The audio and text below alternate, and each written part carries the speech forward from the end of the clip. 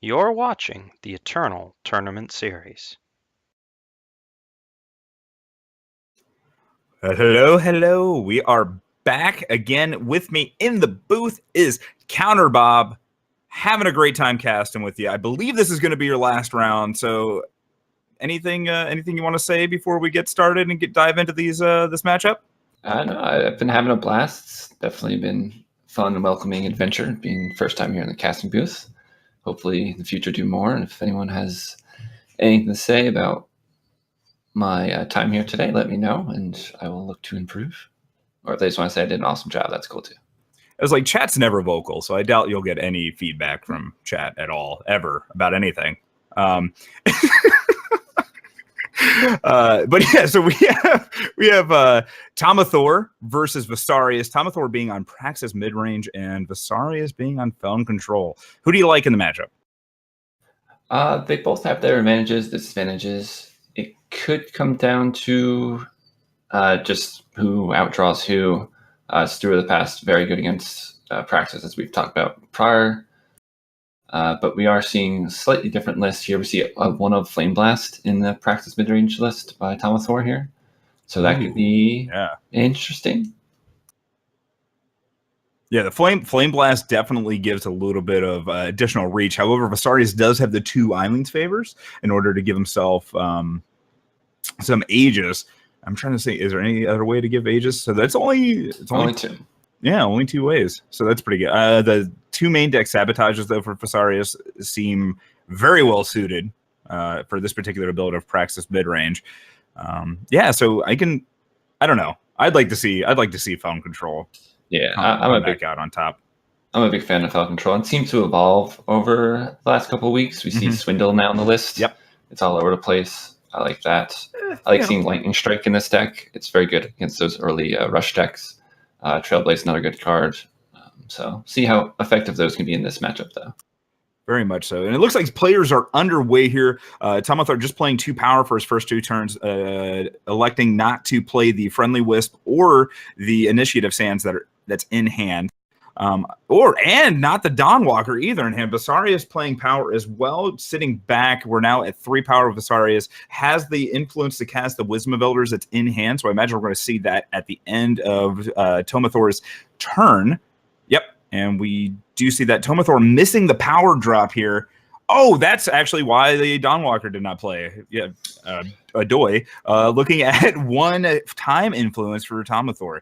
So not able to actually play anything in hand, and I guess just doesn't want to run out the Initiate or the Friendly Wasp just in case, or Friendly Wisp, in case of a Lightning Storm in hand for VSarius. VSarius, though, drawing another Wisdom of Elders, firing that off at the end of Tomathor's turn. VSarius hitting power. Well, it looks like VSarius might be a little shy on power. Nope, hit some power off of that. Steward of the Past coming into play. And VSarius is the one with something on the board and actually being aggressive. Also shuts down that Dawnwalker pretty well that's in Tomathor's hand. Tomathor drawing a Predatory Carnosaur for the turn. Not a lot going on. And it looks like we're just going to see double Torch and then Purified to take care of the Steward of the Past and a Ship of the Turn back to VSarius. I would have liked to see the Initiate come down earlier, especially with being short power. If you happen to draw a Sandstorm Titan off the top, you can't play it. But if you do have the Initiate, you can. Well, we're still short that second time source. So that's right. Even with the Initiate in play, Sandstorm Titan would not have come into play. And VSarius on their turn did play this Black Sky Harbinger, which again, Tomathor can go ahead and Torch Purify to take care of that and at least stop any sort of clock. But VSarius has another 2 Black Sky Harbingers in hand, as well as a Champion of Cunning. Granted, they're only at 3 Primal and 4 Shadow influence, so don't think you want to run out that Champion of Cunning just yet. But VSarius is not short on threats. Tomathor is still at that 3 power with no second time source in sight. It's not looking pretty. VSarius sitting at 29, Tomathor down to 21, and we see a sparked Swindle come out from VSarius. That's just a casual draw 3. VSarius hitting up to 5 Shadow Influence now, and an Eileen's Favor coming down. That's going to put them up to 4 Primal Influence. So if we do see another Primal Source come off the top, I imagine we're definitely going to see the Champion of Cunning come down and get the Black Sky Harbinger pumped even further.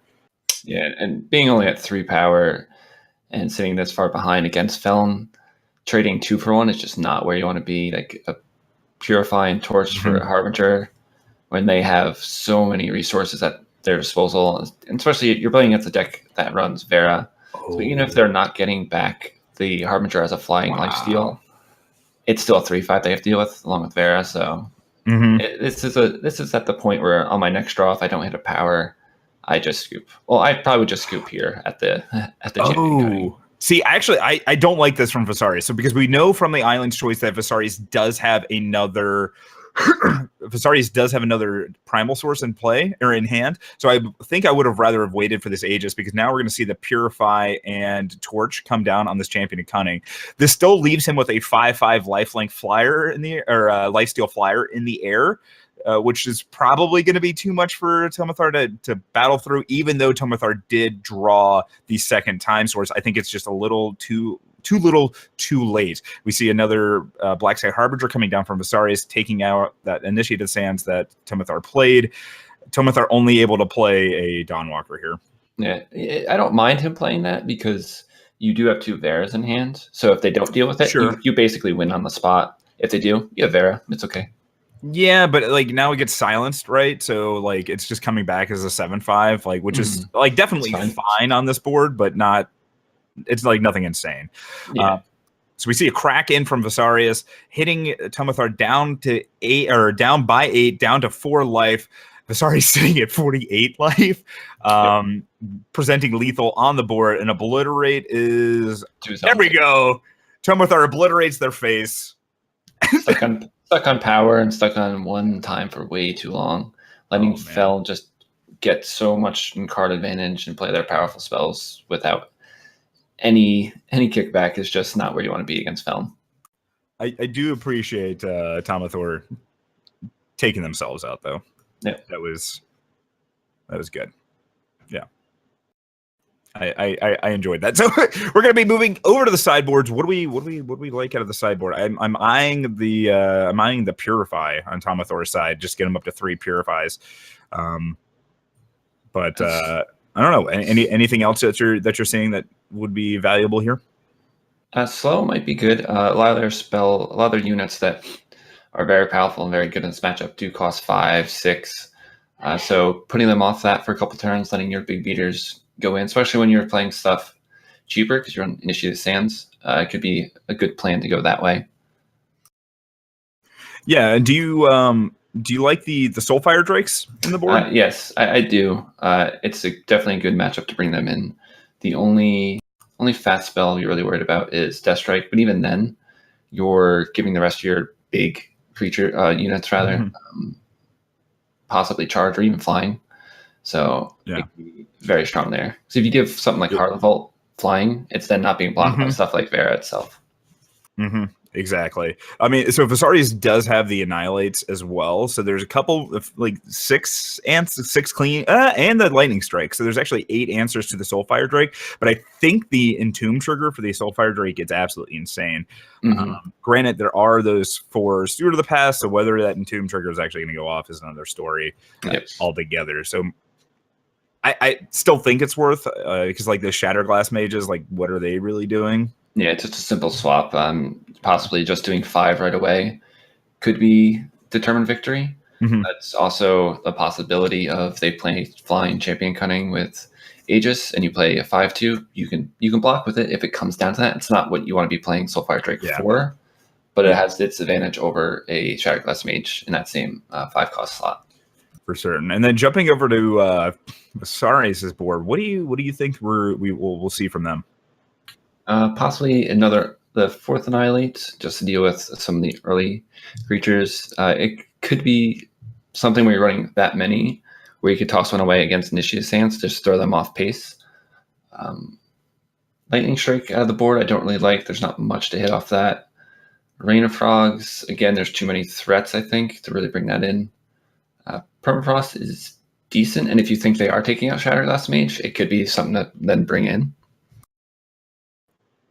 Yeah, definitely for sure. And then, like, I'm wondering if the gifts stay in, or if they end up going out, because like Praxis can definitely, they're playing a lot of their hand out a lot of the time. So I don't know how good gift is here. I think it's fine. I mean, it's like fine in every matchup, right? But yeah, it's just okay in this matchup, and it could be clunky in your hand at 7 cost. Mhm. So there's just better cards to bring in rather than gift. It's in this sort of matchup, it's almost like a win more. It's like, oh, they got stuck, let me play it. I'm good. Yeah, so it does look like our players have gotten into the game. It looks like they're resolving mulligans right now. I'm trying to see if Tomathor, perhaps. Who knows? Sitting there, I can't tell if they mulligan. If they already have mulliganed, this is a less than ideal hand for sure. However, looking over, actually, VSarius is sitting pretty. Yeah, VSarius' hand is decent. He has just 2 primal sources, but he does have the Seek power and the Wisdom of Elders. And the Wisdom. Yeah, so that's what's really making me like that hand a lot. Tomathor, on the other hand, able to they're going to be able to go turn 3 Dawnwalker as well as turn 4 Sandstorm Titan, assuming that this monument gets played here. Oh, the Shatterglass Mages were left in. I don't know in what quantity, but definitely at least one, as we see it warping on the top of Tomathor's library. VSarius going ahead and firing off that Wisdom of Elders at the end of Tomathor's turn. Or actually, yes, during their turn. Now we're back. Oh, so both Shatterglass Mages. Yeah, maybe he next leveled them, thinking that VSarius would be like, oh, he's going to take out Shatterglass Mage, I can bring in my Permafrost. And then Tomathor's like, nah, I'm going to keep him in. Yeah, I don't. Okay, yeah, they do, because it's just attachment. Okay, so there is the Dawnwalker. Now the reason I kind of liked playing. Oh wow, both Sandstorm Titans, I imagine, are going to go away. Yeah, and so I actually kind of like playing Monument on turn 1 for this exact, like, assuming that Rain of Frogs had to come in and neutered the Sandstorm Titans, but that would have been a pretty good play, and that would have actually allowed you to do that, because you would have been able to go to Monument, Banner, Sigil, Dawnwalker, Banner into it. Yeah, he only had 4 sources in his hand, and you have 2 Titans, and you really want to cast them on curve. Mm-hmm. So I definitely agree with you. Yeah. So we do see a Amber Acolyte coming down from Tomathor, going ahead and getting a fire source, immediately playing that. Now we do have the 3 fire influence to play this Flame Blast that is sitting in Tomathor's hand. Little interesting that the frogs didn't see play. We didn't get put into play, but I guess that's definitely play. All right, is smart play as VSarius on 6 immediately plays a Harbinger to go ahead and clean up the Dawnwalker and the Amber Acolyte. So we're going to see the Dawnwalker immediately come back after one of the Shatterglass Mages is played, and we're going to see both frogs come into the board as well. So unfortunately, though, VSarius sitting in hand with another Black Sky Harbinger, going to be able to answer the entire board, but it looks like they're going to Vara's favor first. Then possibly Steward. Interesting. Okay. That's possibly what you do here, just to prevent Dawnwalker from coming back. Kind of feeding time. Okay. I would. Oh, you do have the second Black Sky Harbinger in hand to deal with the Dawnwalker for a following turn. I mean, either way, you do that. You just play Steward, you get rid of the Dawnwalker for good, then you could possibly block the Shatterglass Mage if you need. He's at a healthy enough life total where he would have been okay.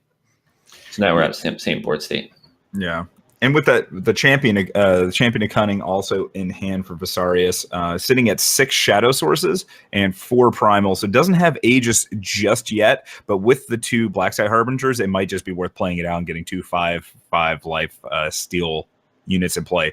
The Carnosaur coming down, going to be able to kill her and reduce that number of Black Sky Harbingers down to 1 in play for VSarius.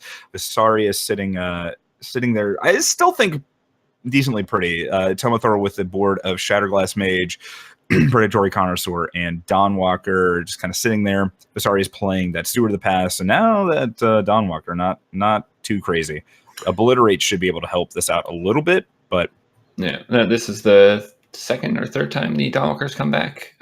Whereas if we played a couple turns ago, it would have never been coming back, and now we use it to Obliterate. So it could be a key turn right there, where the game's turned around now for Tomathor.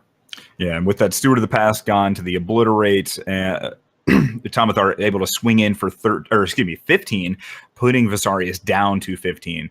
Ooh, but there is a Vara for VSarius. Go ahead, bring back that Black Sky Harbinger, which is going to get the Dawnwalker into the yard. And so unless Tomathor is able to get rid of this Vera, we're going to see Steward of the Past more than likely Steward of the Past come back in and get rid of the Dawnwalker. We do see the Predatory Carnosaur being drawn for Tomathor, so that will put Dawnwalker back in place, safe from the Steward of the Past, and should be able to answer that Vara. So fantastic draw for Tomathor there. It is, and you can trade here, but the only thing is, he'd want to swing in, and if I was VSarius, I probably wouldn't block because Tomathor is at 10. And your swing back puts him to 4. You gain 6 life. In his hand, he also has another Black Sky Harbinger, it looks like, and the Champion Cunning.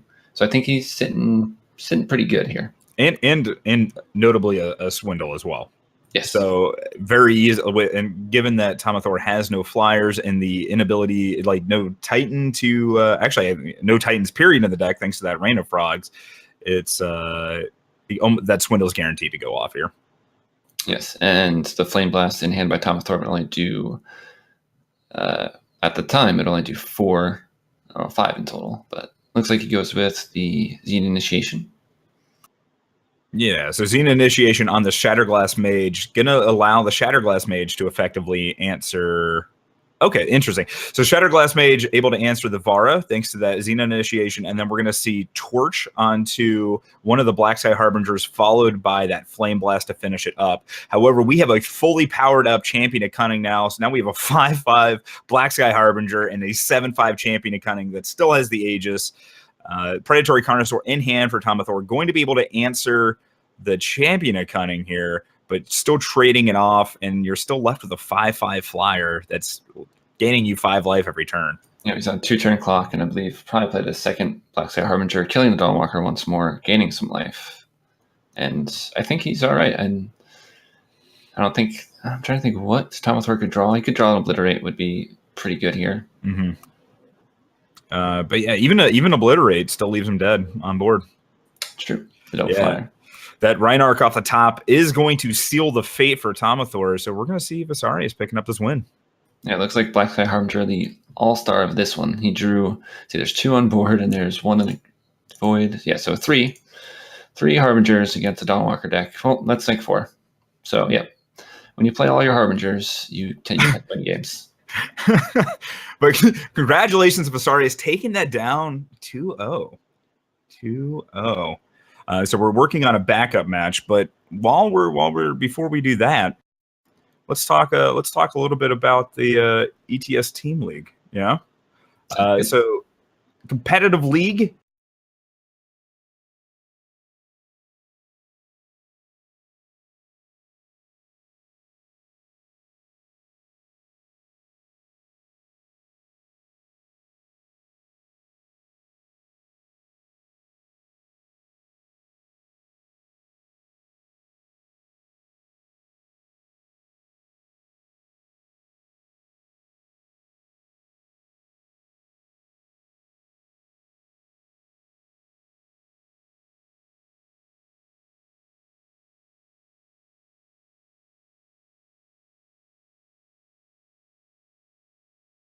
Oh, so send it. I just realized that I did not have my mic on. So, Team League, join it. Find out more information on aReNGee Eternal ETS. Sign up stop tomorrow. So if you guys send a few whispers out, get a team together, put your stuff out there. And just in case, I'm not quite sure where I cut off. But yeah, so it's a team league, and basically all the who's who of Eternal play in this league. So if you want to rub elbows with some of the bigger known players, it's an excellent way to do that. Now let's just waiting for confirmation on the booth whether or not we have another matchup. And it looks like we do. Maybe. I don't know. Yep, looks like it just came in. Yeah, all right. So it's going to be BruisedByGod versus HiThar. We're setting that up, so we'll have that spectating in general. So jumping back a little bit, so you're saying I need to harass my DM for not allowing me to be stubborn and a cynic in the game. Is that what was happening? Sometimes that can work, but sometimes it can work in a way they let you do what you want, but then all of a sudden your character's just dead. Oh man, what characters can die in D&D? Oh yeah. Oh, I had no clue. What if I was like in my weird like temporal zone thing with the rope? Can you kill me in there? Or I guess you could you fall into a spike pit or something after the duration's up. They can always come up with some random thing, make you roll, or there happens to be a creature there that you don't expect. So a lot of it's improv and just coming with on top of your head and just being like, no, there's a giant titan you have to fight in there. Oh, okay. So that's I didn't realize that. Like, if you die in D&D, do you die in real life? Do you come back, or you're just done? You're just like get out. No more snacks for you. There's spells to like resurrection and stuff like that. So if your party cares enough to resurrect you, that is. So you might want to be friendly with who you're adventuring with. Okay. All right. That's, I guess, fair. All right. So it looks like we are going to be spectating BruisedByGod. So let's see. We'll try to get in that here in just a second, and then HiThar info is coming up. But yeah, so since you're doing anything fun, since you got to take off a little early. Yeah, I'm going to play D&D and that's how this. Yeah. Entire conversation scheduled started before this, so unfortunately I do have to leave a bit early. But hopefully next tournament I can come back, do a few rounds, maybe the whole thing. We'll see what happens, see if I'm well received or not. Yeah. No, and I mean, I'm actually cutting out a little early as well. I will be going. But mine, I have to go do drinking at a holiday party, so it's a little less. Well, I don't know, just a different type of fun, right? Yeah, a different tavern. Yes. All right. So it does look like we have the information up.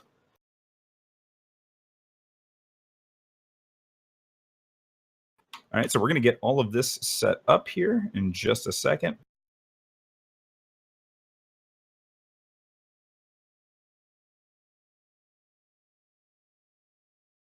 Definitely looking for the first tournament when the new set comes out, see what these high-ranking players come out with.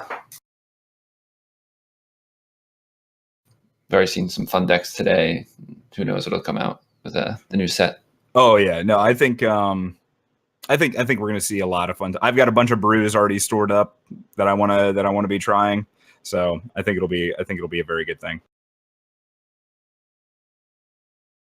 Innovation is always a key in card games.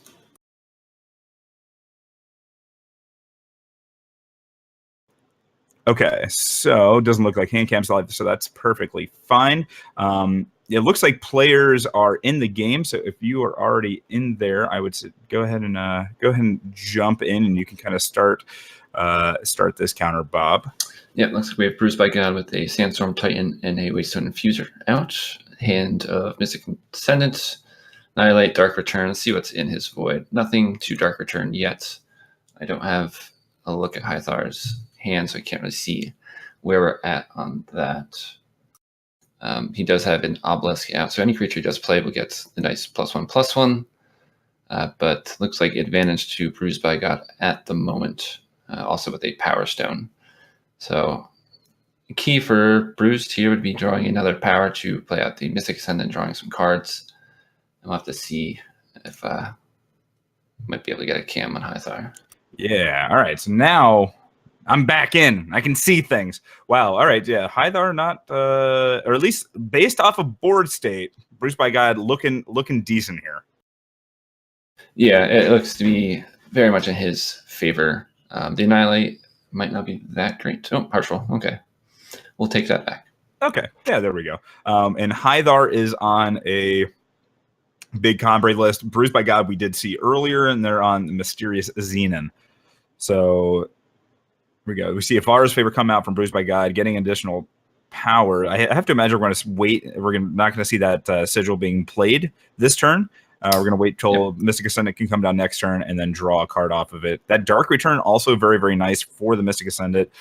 So just in case HiThar is able to answer it, be able to bring it back and start the card advantage engine over again. However, oh, wow. And Champion of Mystery coming off the top, both of Time and Shadow Influence being at 4 right now for BruisedByGod. So the Champion of Mystery not turned on just yet.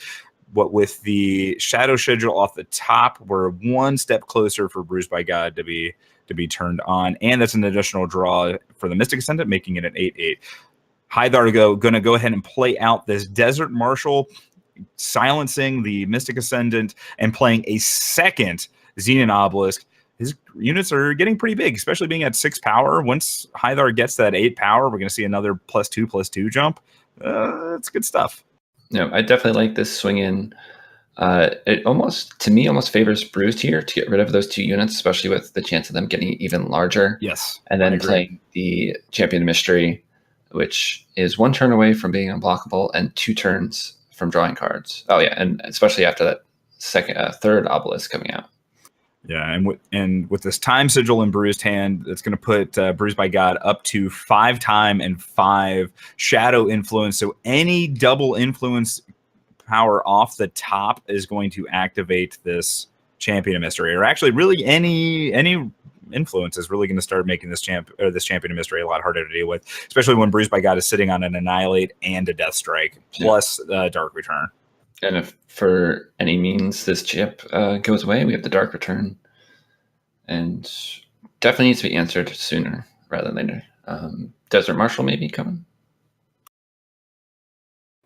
Yeah, I mean, so how many Desert Marshals have it? So it looks like only 1 Desert Marshal has been played. It looks like HiThar has actually done a good amount of thinning from their deck, as multiple Seek Powers and Find the Ways have been played here. Actually, I guess only 1 Seek Power, but 4 Find the Ways have been played here. And it's going to be a large Desert Marshal that does come down if he does have one in hand with 3 obelisks, especially next turn he gets pumped up if he has another Sigil. Mm-hmm. And so we do see a Harsh Rule come down from HiThar. That's the second Harsh Rule. It looks like HiThar does run a full complement of 4. Interesting draw by BruisedByGod. BruisedByGod drawing Ion, giving multiple options now for the potential next turn. So it looks like BruisedByGod just passing, not playing at anything. HiThar are going to go ahead and play Great Parliament. It's going to make 2 Owls, given that they're at 8 power. Wow. Those bad boys are 10/10s, given the 3 obelisks, and another Great Parliament comes down. So we have 4 10/10 flying owls on the board right now. This Ion coming down from BruisedByGod, not looking like it's going to be able to do too terribly much on this board. Death Strike is a follow-up, taking care of one of the owls, and Annihilate taking care of another one. So we're still left with 2 10/10 owls. Sandstorm Titan going to ground those potentially, but this is not looking good for BruisedByGod at this point. Possibly he could have Dark Return the Champion Mystery. Let's see. Then he would have had to drop a Shadow Sigil the next turn to give it unblockable, and then he would have won. With it being the +1/+1 from Dark Return, and then bring it to an 8, and he's at 8. But it might have been not enough because he's going to swing twice before that happens. Mm-hmm. Yeah, and so we see BruisedByGod did get back the Champion of Mystery with the Ion Ultimate. So Champion of Mystery is now at 10/10, which actually forced HiThar to leave back one of the 10/10 owls, given that HiThar is at 8 life. So I imagine we're going to see a trade here for one of the 10/10 owls and one of the Champion of Mysteries. Well, maybe not. 7 Desert Marshal. Okay. Don't you love it when your Desert Marshals are 8/7s? So this 8/7 Marshal going to eat the Ion here. The Owl and the Champion of Mystery are going to trade. It looks like HiThar has another trick up the sleeve, and it is a stand together. This is huge. Owl just eats that 10-10 champion of mystery. Desert Marshal eats the Ion that had been silenced. And now HiThar has two 11-11 flyers with Aegis in the air and a 9-7 Desert, or excuse me, 9-8 Desert Marshal with Aegis. Sandstorm Titan coming down from BruisedByGod in a dark return, probably bringing back another Sandstorm Titan. Both Sandstorm Titans in play, but I'm afraid is a little too late. You ever see a Desert Marshal outrank a Sandstorm Titan? Yes, right now. Fair enough. No, that's absolutely insane. I mean, 3 Obelisk being at 8 power is nutso. And of course, an attack, HiThar just A spaces, which forces the 2 chump blocks with the Sandstorm Titans. And we see another Valkyrie Enforcer come in. And that comes in as a 9-9. Yeah, it's over. BruisedByGod scoops it up at that point. I believe that was game 3. We'll have confirmation in a second. Yeah, when we first came in, it looked like BruisedByGod was way far ahead, but a couple of harsh rules, the development of the Obelisk into Great Parliaments really changed the game. All right, so congratulations to HiThar. We did get confirmation that was game 3. So we're done with that round.